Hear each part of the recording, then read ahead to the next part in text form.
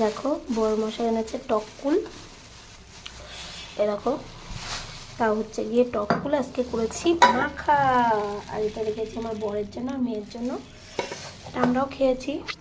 আর হচ্ছে গিয়ে হেব্বি দুর্দান্ত হয়েছে, অল্প একটু মেখেছি কিন্তু এত টেস্টি হয়েছে। কিছু দিনে ওর মধ্যে কুলগুলো ছিঁচে দিয়ে ওর মধ্যে একটু চিনি, একটু লবণ আর 2-3টে লঙ্কা দিয়ে মেখেছি। তোমরা বাড়িতে খেয়ে দেখো, সত্যি দুর্দান্ত লাগে। আর টককুল তোমরা কে কে এরকম মাখা করে খাও অবশ্যই কমেন্টে জানিও, আর ভালো লাগলে লাইক করো। তা চলো, আমি তো দুপুরে এখনো ভাত খাইনি, কী রান্না হয়েছে চলো দেখাই তোমাদেরকে। দেখো বর রান্না করে গেছে আজকে, শুধু আজকে ডিমের তরকারি, যেহেতু মার্কেটে গেছে তো সেরকম কিছু রান্না নেই, ডিম আর তরকারি। আর কুল মাখাটা খেয়ে আমার তো সেই লেগেছে, মানে ঝালও লেগেছে, নাক মুখ থেকে বুঝতে পারছে, কিন্তু সেই লেভেলে হয়েছে। আর এখন খাবো ভাত। তা চলো, টাটা।